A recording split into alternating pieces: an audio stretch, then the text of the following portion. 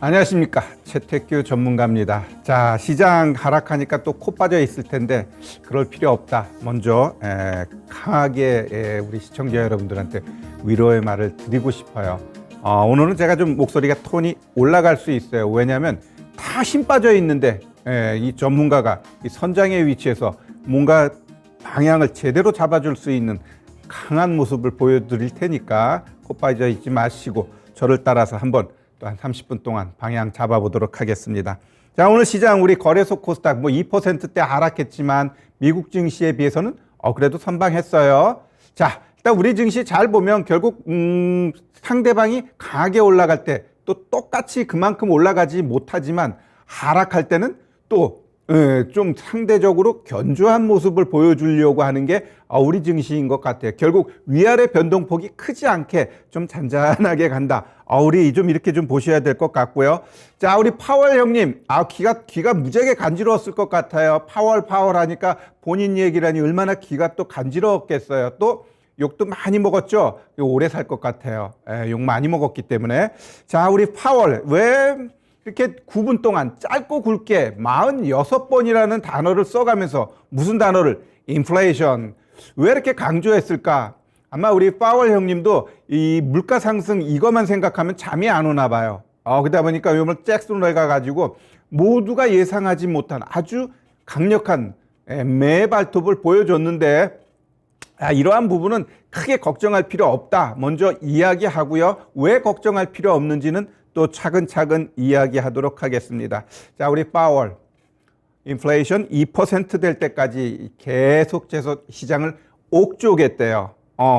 인플레이션 완화를 위해서 우리 기업, 개인, 국가 우리 고통 같이 감내하자 이런 표현을 쓰면서 인플레이션에 대해서 아주 목숨 걸었습니다. 왜 목숨 걸었을까? 라고 할 때 우리 1년 전으로 넘어가게 되면 작년도 잭슨홀 미팅에서 우리 파월이 그 당시에 CPI가 5%대였는데 이거 일시적이야. 신경 쓸 필요 없어. 내가 이거 2%로 낮출 수 있어. 단기적으로. 이렇게 이야기했는데 어떻게 됐나요?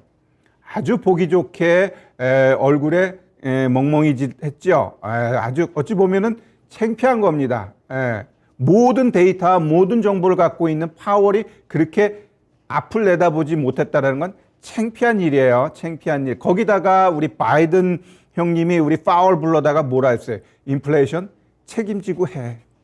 모든 건 당신이 독박 쓸 거니까 물가는 당신이 알아서 다 해. 라고 하니 파월 입장에서는 어떻겠어요? 그래. 내가 딴 건 못해도 그럼 한번 물가만큼은 잡아보겠다. 라고 하면서 시장이 아주 강력하게 이야기를 했습니다. 결국 그러한 강력한 발언은 물가를 잡겠다는 거, 물가를 잡아야 되는데 최근 보면 어때요? 주식 시장도 올라가고 자산 시장도 올라가고 결국 파월이 생각했던 거하고는 다르게 얘네들이 올라가니까 이건 아닌데 그게 더욱더 강한 메시지를 주었다라고 보고요. 그러나 그것은 걱정할 필요 없다. 다시 한번 먼저 이야기합니다. 왜냐하면 이제 지금부터 우리가 이제 본론으로 들어가서 우리 거래소 지수 차트를 보면서 얘가 이제 상단과 하단이 내가 봤을 때는 정해졌다라고 봅니다. 이제는 우리 하반기까지는 이 박스 안에서 놀 가능성이 굉장히 높아졌어요. 잘 보면 우리 요때였죠. 지수가 2546까지 치고 갔어요. 그때 그 당시 분위기로는 진짜 한 2700도 가는 거 아니야 라고 했는데 정확하게 이전 그 지지라인까지만 올라갔습니다. 그 다음에 저점은 2276. 그러면 2276과 2546 이 박스가 나는 올해 왔다 갔다 할 거라고 봐요. 그리고 지금의 위치는 어찌 보면 그 중간 자리에 위치해 있습니다. 그러면 이 박스라고 했을 때 별것 아닌 것 같지만 얘가 위아래로 변동이 거의 12%예요. 그러니까 이 자리에서 여기 떨어지게 되면 한 7% 위로 올라가면 5%의 포지션이 정해지게 돼 있어요. 그러니까 지수로 7% 하락하게 되면 또 이제 머리 긁는 거죠. 죽겠는데.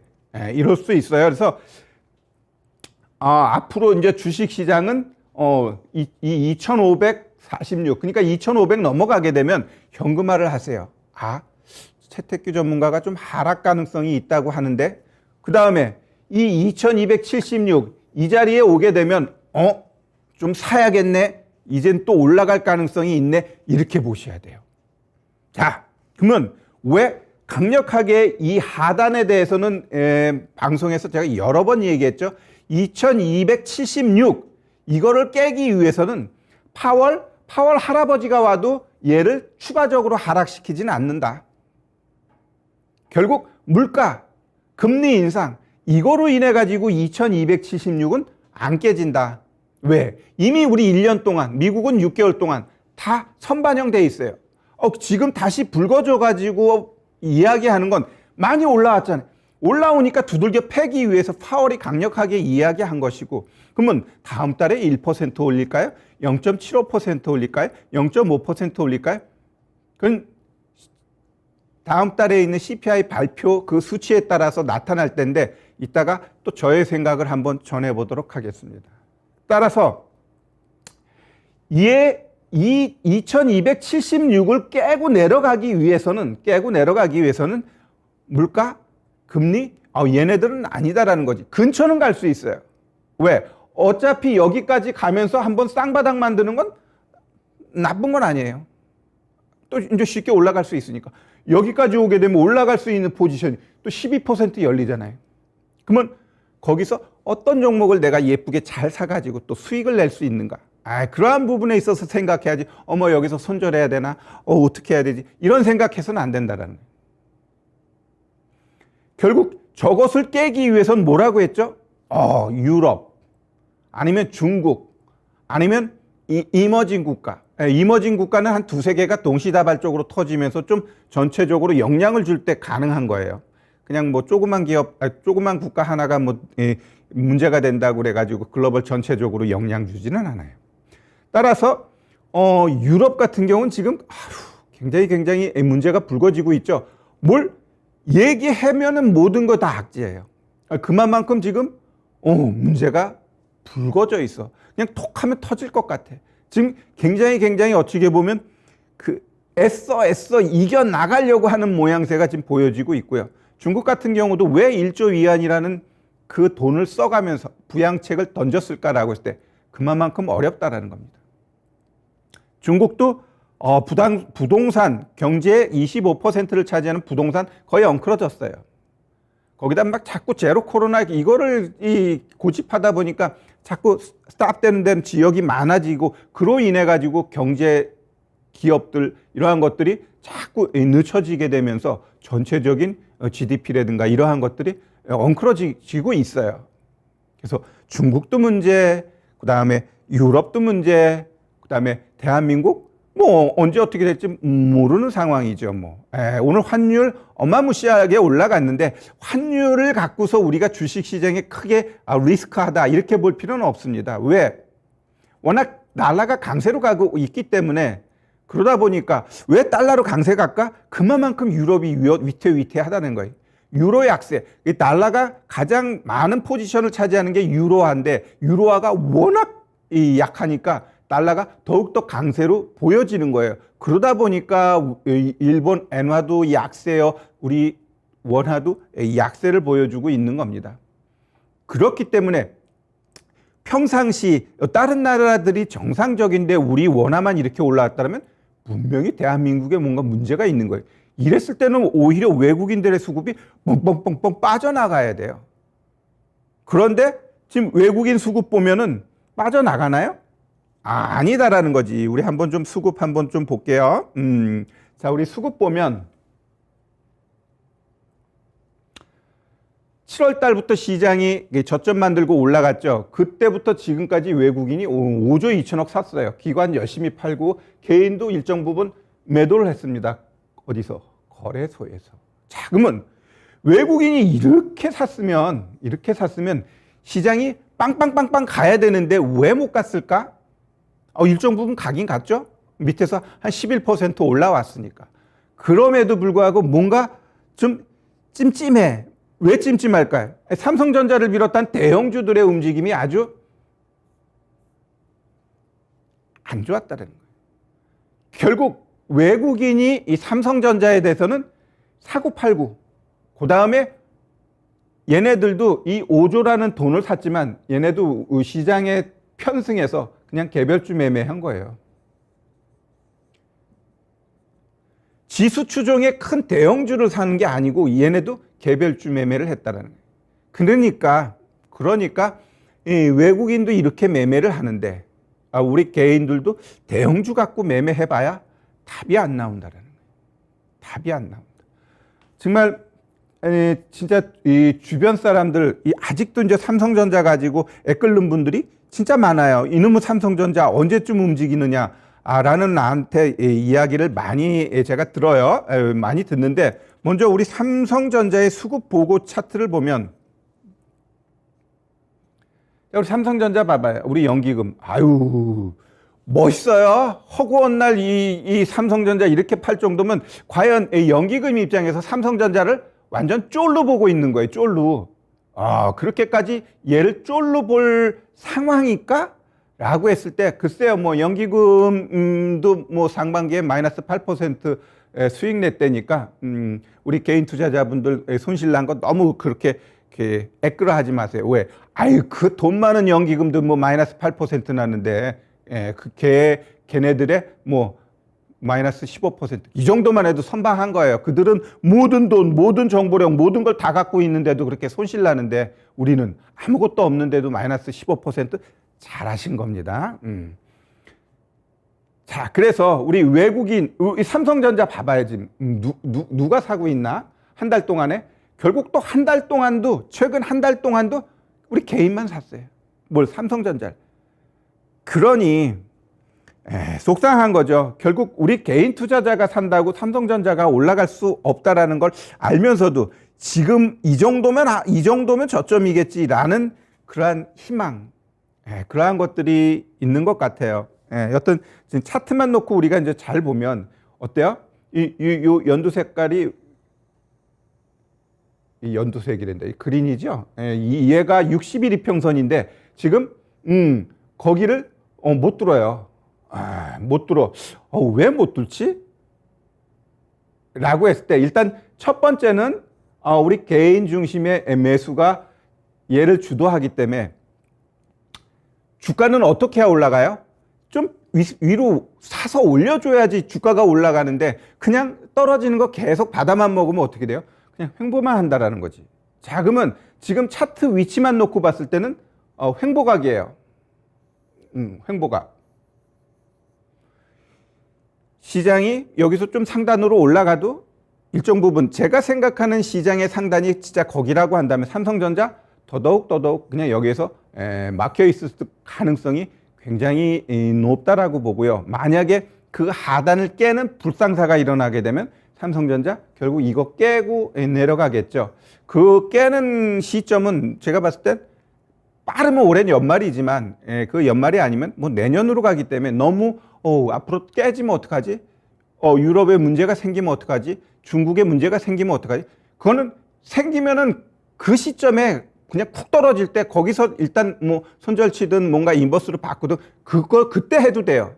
굳이 미리 지금부터 그거 어떻게 하지? 라고 하면서 걱정하면서 시장을 볼 필요는 없다. 왜? 그거는 어차피 시장이 다 알 수 있는 부분이니까. 그래서 이 삼성전자의 지금 차트만 놓고 보면 지금 오르고 내리고 계속 반복하고 있죠.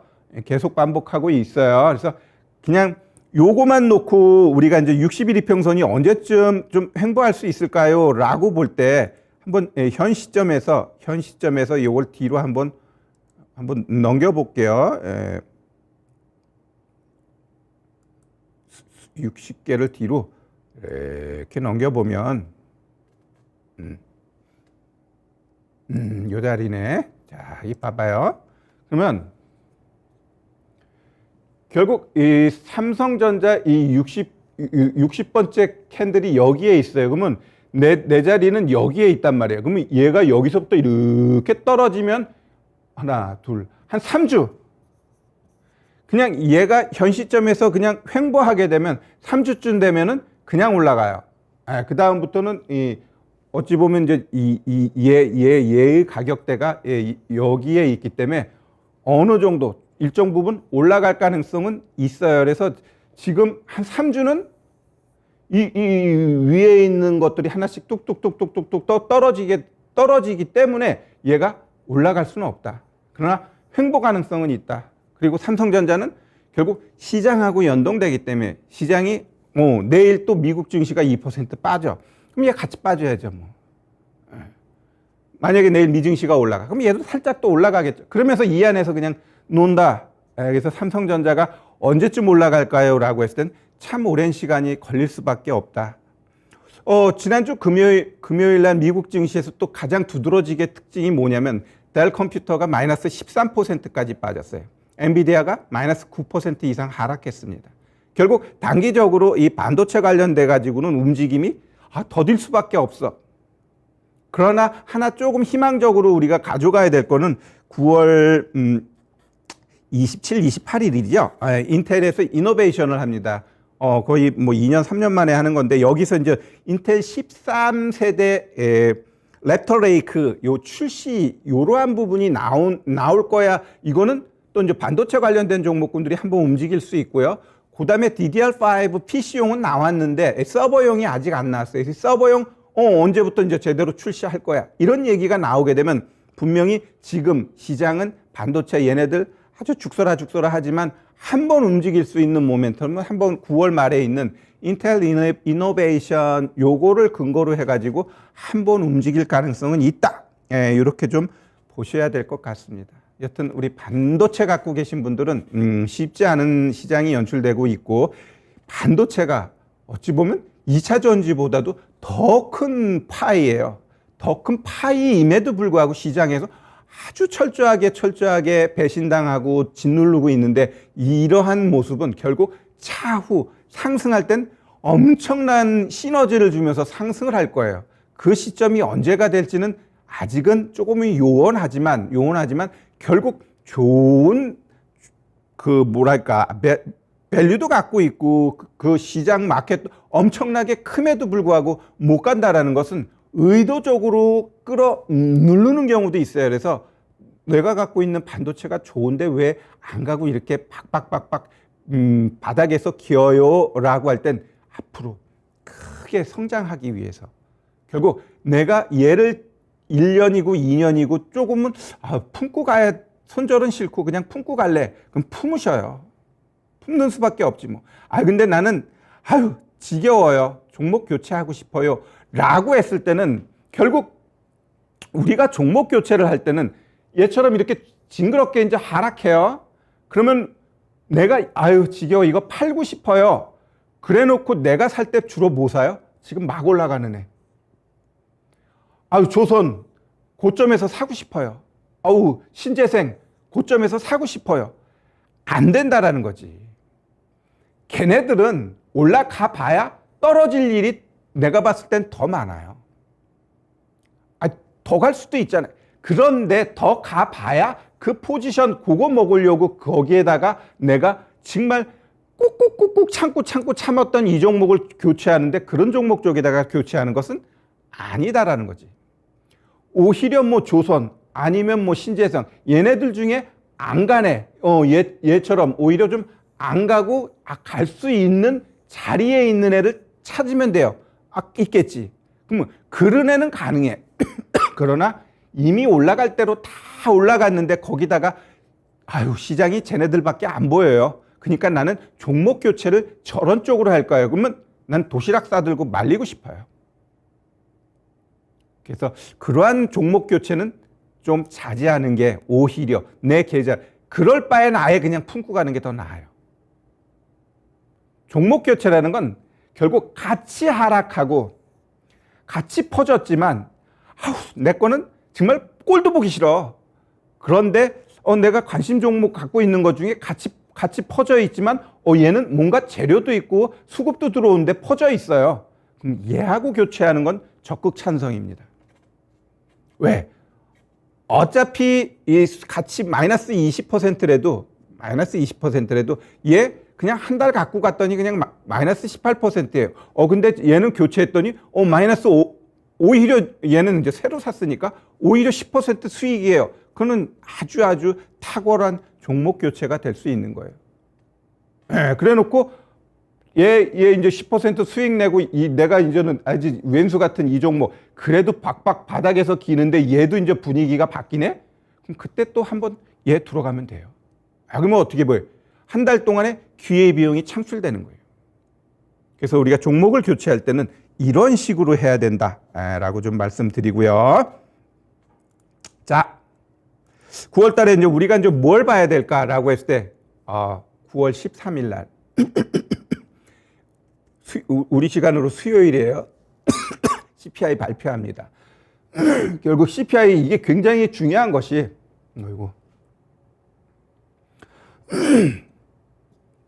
이 CPI가 중요한 이유가 뭐냐? 결국 파월도 굉장히 매파적으로 이야기했지만 앞으로 시장 그래도 지표 어느 정도 보겠다라는 거예요. 그러면 결국 시장에서 1% 금리니 0.75%니 아니면 0.5%니 이것은 이 CPI 발표 이 숫자와 그 당시 시점에서의 미증시가 올라가 있니 내려가 있니예요. 만약에 시장이 내려가 있는 상태에서는 뭐가 발표돼도 그건 상승적으로 보면 돼요. 그리고 또 주가가 상단 쪽에 와 있어. 그럼 뭐가 발표돼도 또 하방으로 시장은 해석하게 돼 있습니다. 그렇기 때문에 CPI 이게 중요한 게 아니라 결국 앞으로 2주 동안에 주식시장이 하방 쪽으로 갔어? 그럼 CPI가 뭐가 나와도 제가 봤을 땐 그거 악재 아니다. 이렇게 좀 보여지고요. 그거에 맞춰서 이제 21일 날 FOMC 회의 연동해가지고 금리 나오기 때문에 크게 신경 쓸 필요 없습니다. 그렇게 보시고, 시간이 다 됐네요. 제가, 뭐, 좀 종목 얘기도 좀 더 헬라 했더니 좀 시간이 이제 거의 다 됐기 때문에 이 정도 마무리하고 월요일 제가 6시면 항상 공개 방송 하지요. 6시 여러분들한테 이 시장 하락하는 거 절대 겁먹지 말자. 오히려 매수할 기회이고, 이 하락하는 과정 속에서 내 징그러운 종목 교체하고 싶다? 그럼 그게 기회예요.